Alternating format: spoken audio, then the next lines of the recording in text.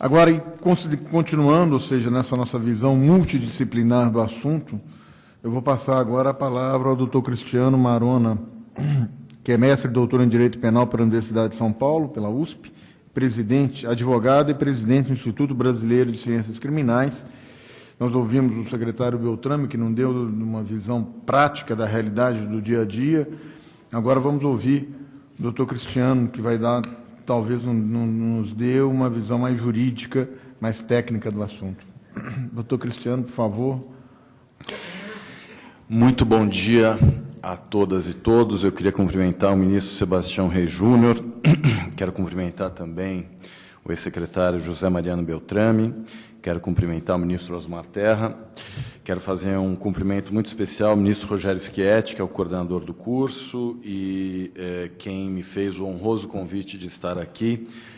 Se me permite, ministro, em setembro do ano passado, nós realizamos um evento sobre os 10 anos da Lei de Drogas na Associação dos Advogados de São Paulo. Estavam presentes diversos juristas, o ministro Gilmar Mendes estava lá, o ministro Rogério Schietti também, e o ministro Rogério Schietti teve uma participação destacada e, a partir daquele evento, imagino, a ideia de trazer essa discussão para a Infam surgiu. Então, eu queria realmente agradecer essa oportunidade. Eu venho discutindo esse assunto já há muitos anos, pelo menos desde 2004, e foram muito poucas as oportunidades que eu tive de debater esse tema com magistrados e membros do Ministério Público, né? Eu tenho ido a todos os tipos de lugares, mas justamente na magistratura e no Ministério Público são os lugares onde menos se discute esse tema. Portanto, ministro, receba os meus cumprimentos pela iniciativa de trazer essa discussão à Infam. Gostaria de cumprimentar também a ministra Maria Tereza, que foi vice-presidente do IBCCRIM. Gostaria de me somar também ao desagravo realizado a Vossa Excelência, liderado pelo ministro Rogério Schietti. Não tive a oportunidade de me manifestar anteriormente, o faço agora. Parabéns pela sua coragem, parabéns pela sua história de vida reta e cumpridora das leis. Bem, eu inicio fazendo uma pequena observação. No século XXI, painéis compostos apenas por homens não fazem mais sentido, né? Aliás, é bastante significativo que, ao discutir os 10 anos da Lei de Drogas, nós temos um painel com 4 homens brancos, né? Então, faço aqui essa observação, porque, afinal de contas, estamos no século XXI. Eu falo do lugar de fala da sociedade civil, né? Então, eu represento aqui o Instituto Brasileiro de Ciências Criminais, que é uma organização sem fins lucrativos, não governamental, criada há 25 anos, cujo objetivo estatutário é defender o Estado democrático de direito, é defender as garantias constitucionais do cidadão, é defender a ideia de um direito penal de mínima intervenção. Eu confesso que essas ideias não são muito populares hoje em dia, mas, de qualquer forma, o que deu início, o gatilho que gerou a fundação do IBCCRIM foi justamente o massacre do Carandiru, ocorrido em 1992, que vitimou ao menos 111 presos, né?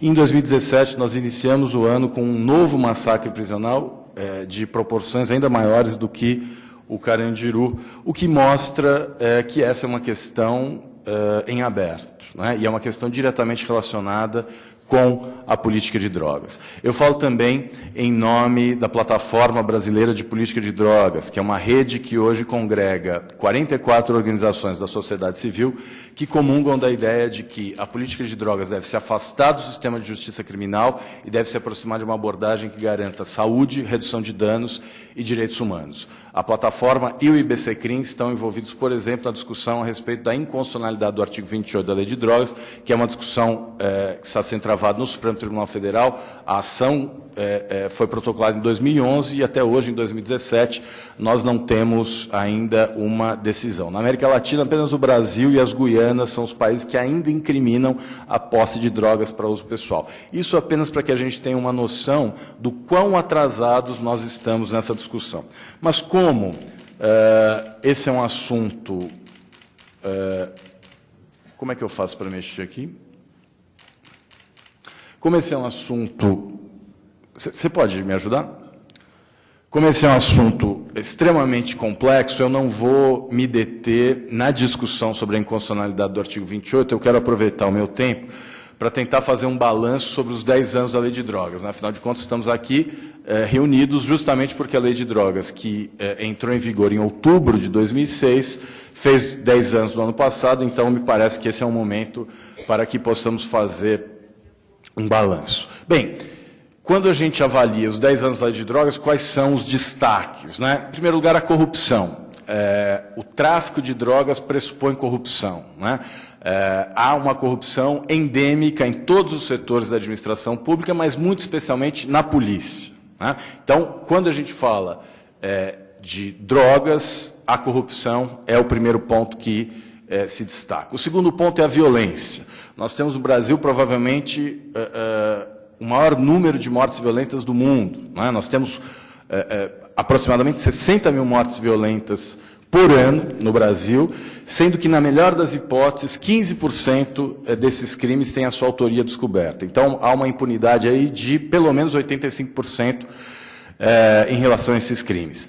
Infelizmente, esse é um tema que não gera clamor público. As pessoas não vão para as ruas vestidas de amarelo pedir o fim da impunidade da violência. Isso tem uma razão. A maior parte das vítimas dessa violência são os pretos, pobres e periféricos, né? Portanto, a violência é uma das consequências da guerra às drogas. A letalidade policial e o óbito de policiais é também uma consequência da guerra às drogas. Quando nós assistimos um policial executando alguém que está dominado, que não representa perigo, esse é o efeito da guerra às drogas. Esse é o efeito do discurso de combate militarizado, repressivo, de extermínio às drogas. A guerra às drogas é uma guerra contra as pessoas, né? Bem, além da violência e da corrupção, outro aspecto que pode ser destacado nesses 10 anos de Lei de Drogas é o fortalecimento do crime organizado, né? O professor Oscar Vilhena disse num encontro que tivemos com a ministra Carmen Lúcia para discutir medidas de combate ao encarceramento, ele disse o seguinte: as prisões brasileiras se tornaram sociedades de economia mista entre o Estado e o crime organizado. O Estado manda até a porta da frente, dali em diante quem manda é o crime organizado. Então, essa política de encarceramento em massa, cujo principal vetor é a aplicação disfuncional e desconforme à Constituição da Lei de Drogas, promoveu o Brasil à condição de terceira ou quarta maior população prisional do planeta. Eu digo terceira ou quarta porque nós não temos nem mesmo os números para dizer quantos presos temos hoje no Brasil. É provável que tenhamos mais de 700 mil presos, mas os últimos dados são de 2014, né?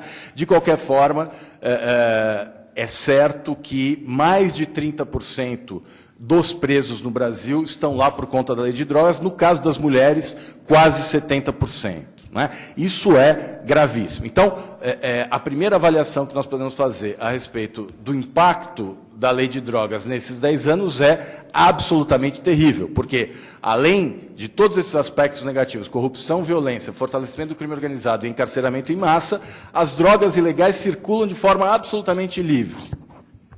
Basta sair às ruas aqui, andar um pouquinho para perceber que, apesar de proibidas, elas estão liberadas na prática. Aliás, o paradoxo do proibicionismo é esse. Em nenhum lugar do mundo, nem na Suécia, que o deputado Osmar Terra vai mencionar, né? Na Suécia, por exemplo, eles têm um dos maiores índices de morte por overdose do mundo, né? E é um país extremamente proibicionista. A pessoa andando na rua, se o policial desconfiar que ela usa drogas, ela é obrigada a submeter o exame, e se constatado que ela usou drogas, ela pode ser punida, né? Bem, indo adiante, eu trouxe aqui uma constatação que é do Ministério da Justiça, que diz justamente isso, né? Importante notar o grande número de pessoas presas por crimes não violentos, a começar pela expressiva participação dos crimes de tráfico de drogas, categoria apontada como o principal responsável pelo aumento exponencial das taxas de encarceramento do país, que compõe o maior número de pessoas presas.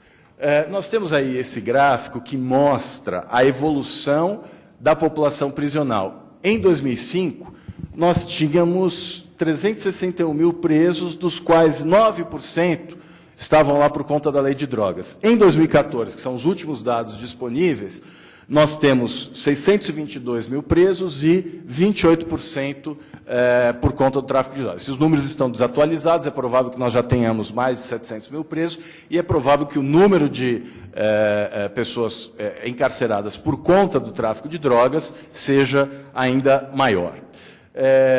Bem, isso tudo, por favor, o próximo slide, decorre daquilo que eu mencionei, que é uma aplicação desconforme a Constituição da Lei de Drogas, né?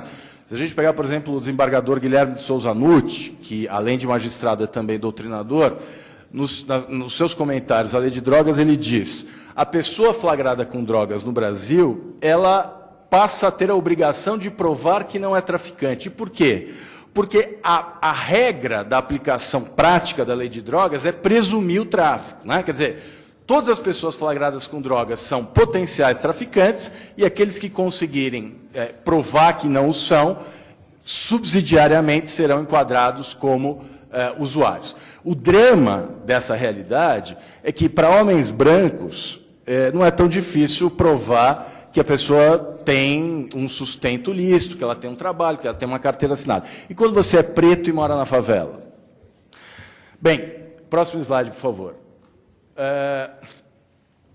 E essa aplicação disfuncional da lei de drogas tem a ver com o fato de que a nossa lei não distingue usuários e traficantes, né? Se a gente fizer uma análise dos tipos penais do artigo 28 e do artigo 33, a gente vai perceber que os verbos presentes no artigo 28 estão presentes também no 33, né? Todos eles. Por favor, 2 slides adiante. O 33 traz exatamente os mesmos verbos do 28, né? E, no entanto, o que distingue o uso e o tráfico de drogas, um slide para trás, por gentileza, é o parágrafo 2º do artigo 28, que é uma norma evidentemente insuficiente, né? Quer dizer, imaginar que a quantidade de drogas pode definir o que é uso e o que é tráfico é um absoluto equívoco. Vamos imaginar, por exemplo, vamos pegar um exemplo dos consumidores de bebidas alcoólicas, dos consumidores de cerveja. No mercado de cerveja, 1/4 do consumo, ou melhor, 3/4 do consumo, decorre de 1/4 dos consumidores, os chamados heavy users, né? Aqueles consumidores pesados, eles consomem 3/4 do consumo total de bebidas alcoólicas. Se a gente fizer uma transposição desse raciocínio para a questão das drogas, a gente vai descobrir que, provavelmente, os usuários crônicos, aqueles usuários mais frequentes, têm mais chances de ser enquadrados como traficantes, justamente porque eles fazem um consumo acima da média. E essa é a grande dificuldade de discutir a questão dos critérios objetivos para diferenciar o uso e tráfico de drogas. A Juliana Carlos, que é provavelmente a estudiosa brasileira que melhor se aprofundou nesse tema, certamente irá tratar desse assunto, mas é preciso levar em conta que mesmo a utilização de critérios objetivos talvez não seja suficiente para resolver essa situação. Então, na prática, a aplicação prática da lei de drogas é um dos melhores exemplos do que eu chamo de permanências autoritárias, né? Quer dizer, a Constituição de 88 surgiu para marcar o fim de um ciclo autoritário e o início de um ciclo democrático, mas a aplicação prática da lei de drogas, especialmente depois da entrada em vigor da Lei 11.343, é um exemplo de como essa lei é uma lei arbitrária e de como a classificação jurídica de uso e tráfico de drogas é aleatória, né? Eu tive a oportunidade de participar de uma banca de mestrado, de um trabalho de um rapaz chamado Felipe Figueiredo, que estudou 135 acórdãos do Tribunal de Justiça de São Paulo, envolvendo o que ele chama de situações de cultivo de cannabis, né?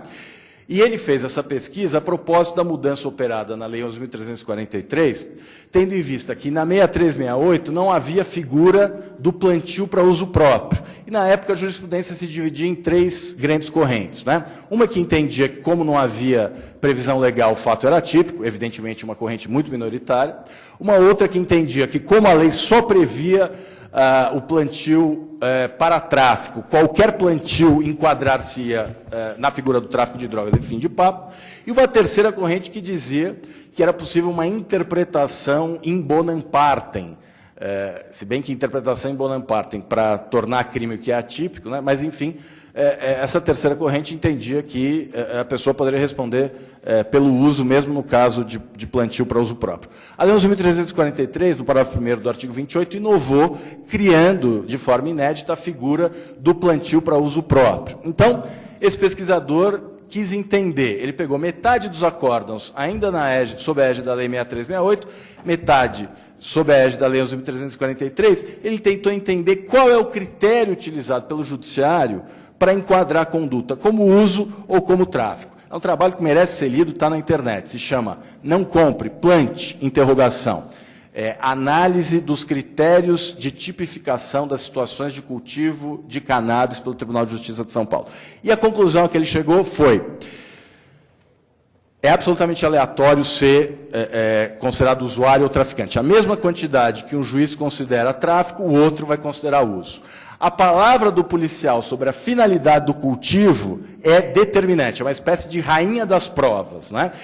O ministro Gilmar Mendes, no voto proferido no recurso extraordinário 635-659, que discute a inconstitucionalidade do artigo 28, menciona a necessidade de avaliação serena e imparcial do depoimento policial, né? Ele menciona, inclusive, um julgado da Suprema Corte Americana, em que se diz que é natural que o policial, né, ele chama de...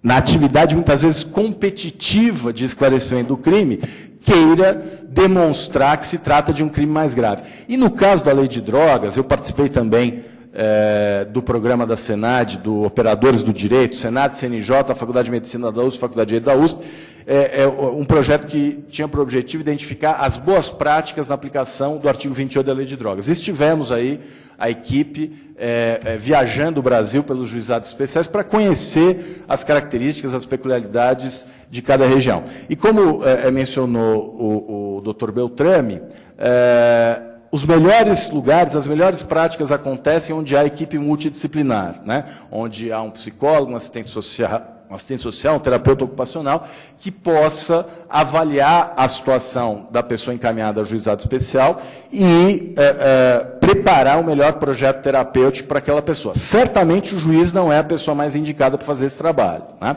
Mas o que me chamou a atenção nesse projeto foi justamente perceber, e ouvindo de policiais mesmo, que, como o artigo 28 não prevê nem mesmo a prisão, né, mesmo que condenada, a pessoa não será presa, eles sentem que estão enxugando gelo. Quer dizer, para o policial prender um usuário é quase que uma captis diminúcio. E qual é a consequência disso? Como regra, qualquer prisão envolvendo drogas é enquadrada como tráfico de drogas, ainda que não seja.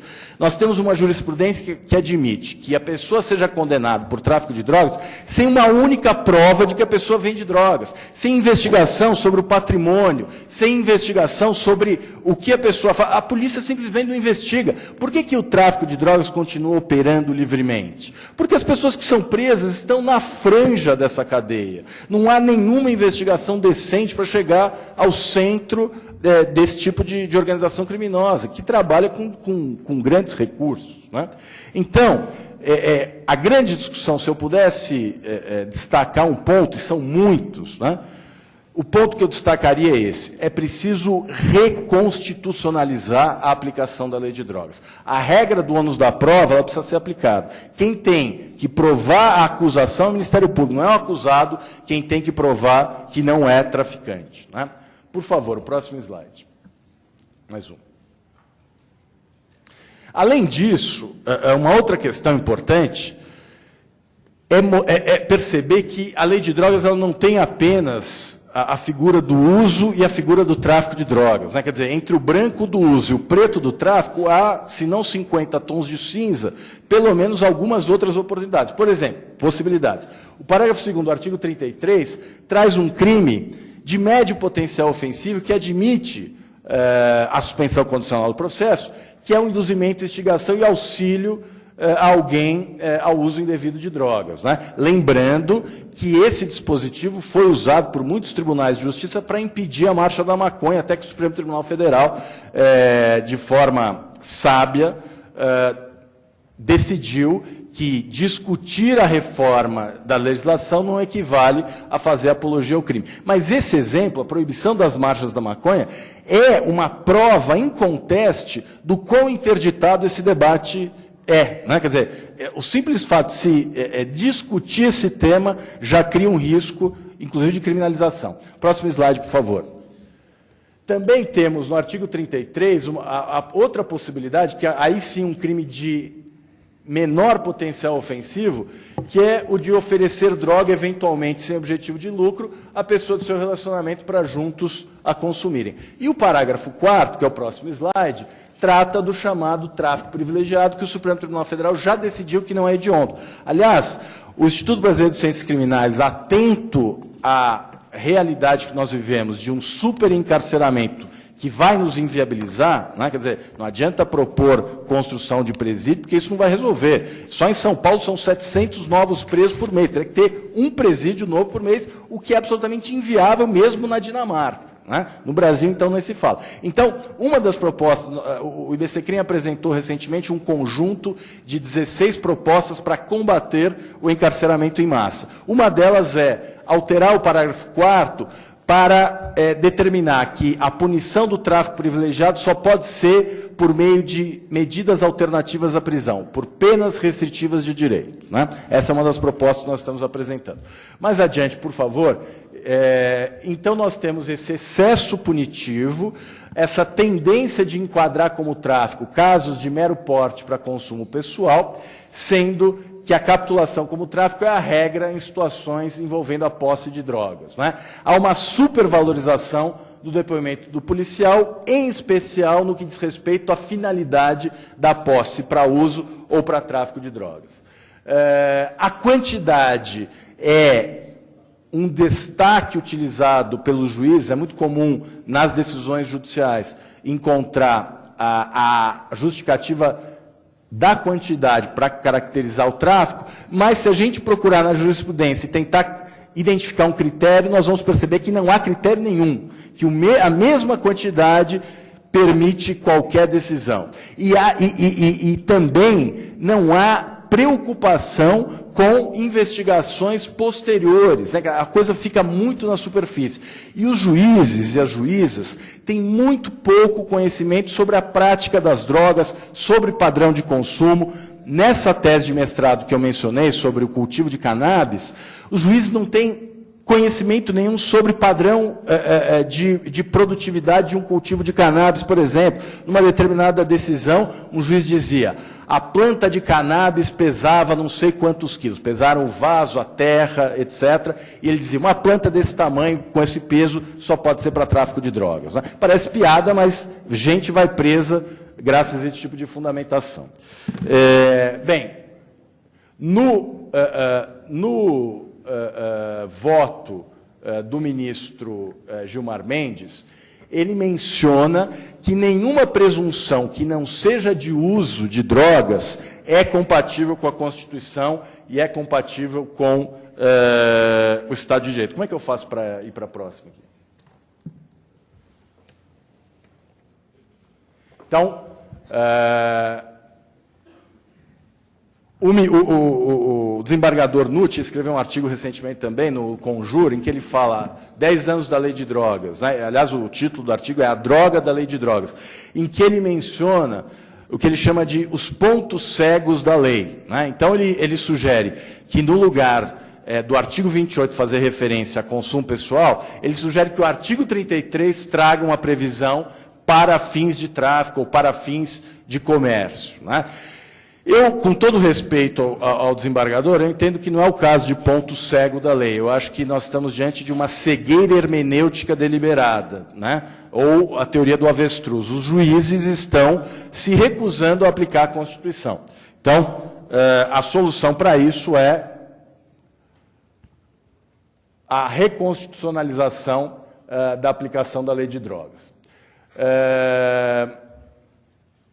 o voto do ministro Gilmar Mendes diz que o tipo penal do tráfico pressupõe de forma implícita a finalidade diversa do consumo pessoal, e ele diz que a presunção de não culpabilidade não tolera que a finalidade diversa do consumo pessoal seja legalmente presumida, além de exortar essa questão da relativização do valor probatório do depoimento policial, né? E essa também é uma das propostas que o IBCCRIM está apresentando.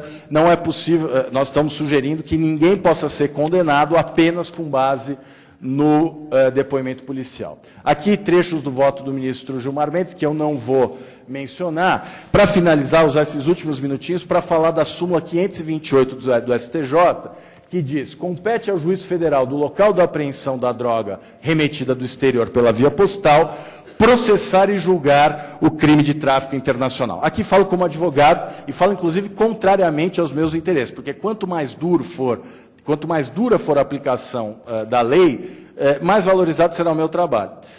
Nós temos tido inúmeros casos de pessoas que importam pequenas quantidades de semente de maconha para produzir a sua própria erva, né? E os Correios estão apreendendo quantidades cada vez maiores dessas encomendas, sempre em pequenas quantidades. São 5 sementes, são 10 sementes, são 15 sementes. A jurisprudência, o próprio Ministério Público agora está revendo esse entendimento, a jurisprudência entendia que isso era tráfico porque importar não é um verbo presente no artigo 28. Meu Deus do céu, o 28 tem um adquirir. Né? Quer dizer, nós vamos considerar a pessoa que importa 5, 10, 15 sementes de maconha do exterior como um traficante internacional? É esse o tratamento que essa pessoa deve ter? Nós estamos num país que está vivendo uma crise de encarceramento. Essas pessoas vão para a prisão. É esse o caminho? Quer dizer, lendo essa súmula, a impressão que fica é que a súmula consagra a interpretação desconforme à Constituição. Que a súmula consagra a presunção de tráfico. Isso não é possível, essa súmula precisa ser revogada. Essa súmula está em desconformidade com a Constituição Federal. Quem importa pequenas quantidades, 5, 10, 15 sementes de maconha, não pode ser considerado traficante. Isso é um absurdo. Não faz sentido nenhum. Enfim, para finalizar, eu também poderia aqui ficar o dia inteiro falando, viu, ministro? Mas eu vou respeitar o tempo. Todos nós. Enfim, eu acho que a reflexão que eu gostaria de propor é a seguinte: o Brasil foi o último país a abolir a escravidão. Seremos nós também o último país a transformar a nossa política de drogas? Muito obrigado.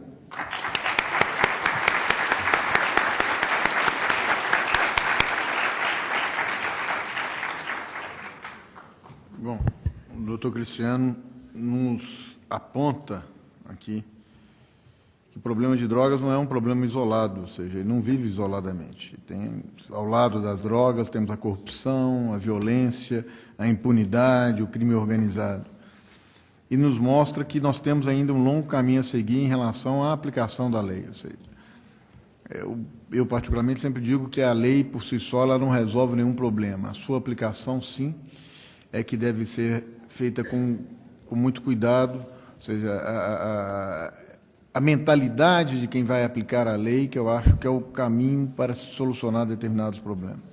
Ainda estamos num momento, isso eu concordo com o doutor Cristiano, em que se prende muito e se prende mal. Ou seja, a visão que eu tenho de que esse excesso prisional nosso não tem solucionado nem tem contribuído para a diminuição da questão do problema do tráfico de drogas. Mas isso é uma questão, como o doutor Cristiano disse, nós podemos discutir aqui, falar eternamente, e não sou eu que vou palestrar. Apenas uma síntese, espero, correta do que o doutor Cristiano colocou.